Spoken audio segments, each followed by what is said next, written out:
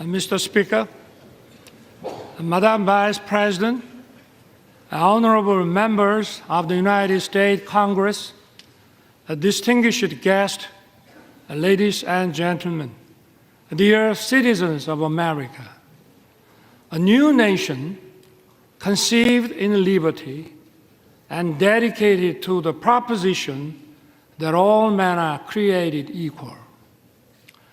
I stand before that nation with a conviction of freedom, belief in the alliance, and the resolve to open a new future.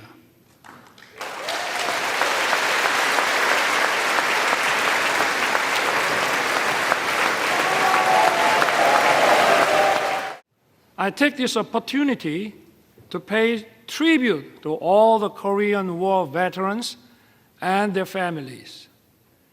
You did not hesitate to send your sons and daughters, husbands and wives, brothers and sisters.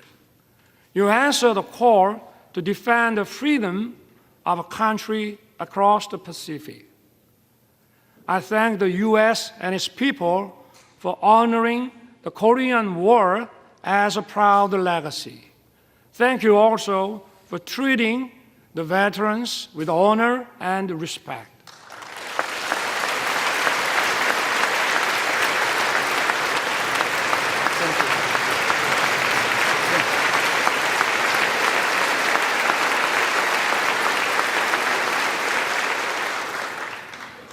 The war ended after 3 years of intense battle. Our two nations signed the Mutual Defense Treaty and opened a new era of the alliance.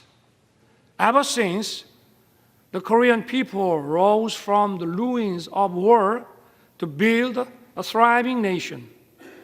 And at every step, America has stood together with Korea. We have many reasons to celebrate our platinum anniversary. We had no guarantees of success when it started. But today, our alliance is stronger than ever, more prosperous together, and more connected like no other. Indeed, it has been the linchpin safeguarding our freedom, peace, and prosperity.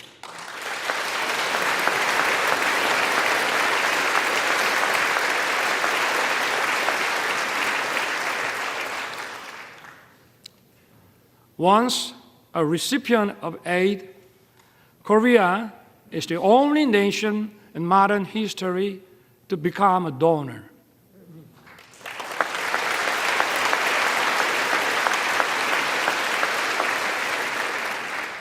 This itself demonstrates the success of our alliance. Let me talk about the history of our alliance. The ties of our cooperation and exchange span over 140 years since the establishment of diplomatic relations in 1882. In the late 19th century, American missionaries helped to widely introduce the values of freedom and solidarity to Korea. These values are the foundations of Korea's constitution. They have made a huge impact on our independence movement and the foundations of Korea. Horace Underwood, Hallie Appenzeller, Mary Scranton, and Rosetta Hall are some of the missionaries who set foot in Korea at the end of the 19th century. They built schools and hospitals. They promoted education of women. Their efforts laid the foundations for many Korean women to advance into society as educators, journalists, and doctors. In the early 1960s, the Kennedy administration recommended Professor Lostow's model for economic growth. President Park Chung-hee wisely embraced the idea and pushed economic development forward. It laid the foundation for Korea to become an industrialized country. Known as a miracle on the Han River, Korea's economic growth rate was unrivaled. Korea was one of the least developed countries after the war. Its annual income was just $67 per capita. Now, its economy ranks 10th in the world.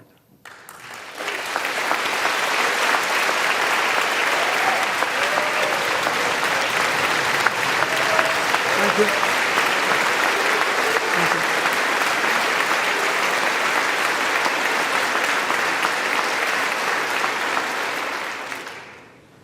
Seoul was once reduced to ashes. Now, it is one of the world's most vibrant digital cities. Busan was once flooded with war refugees.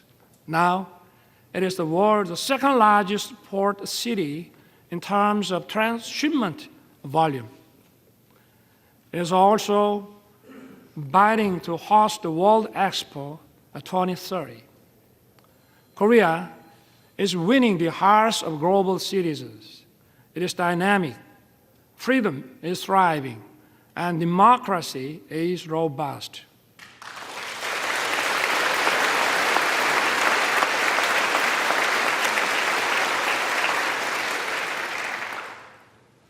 Korea and the US have joined forces to safeguard freedom and democracy throughout the world. Since World War II, Korea dispatched its warriors of freedom. We fought side by side with the US in Afghanistan, Iraq, and others.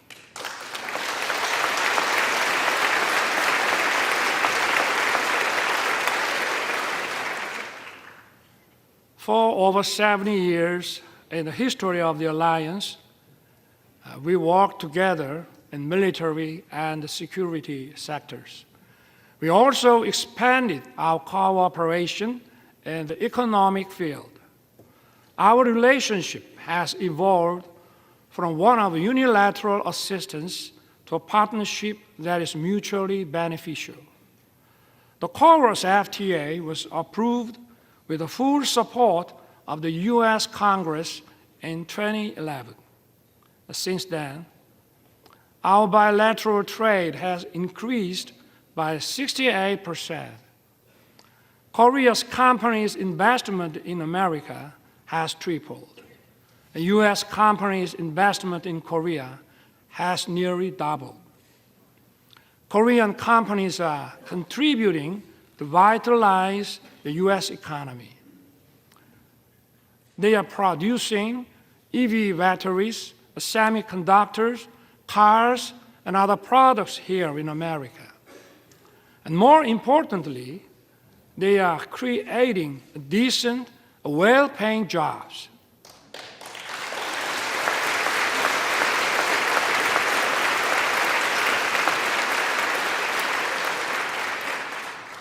Take Austin, Texas. Samsung's semiconductor plant has created nearly 10,000 jobs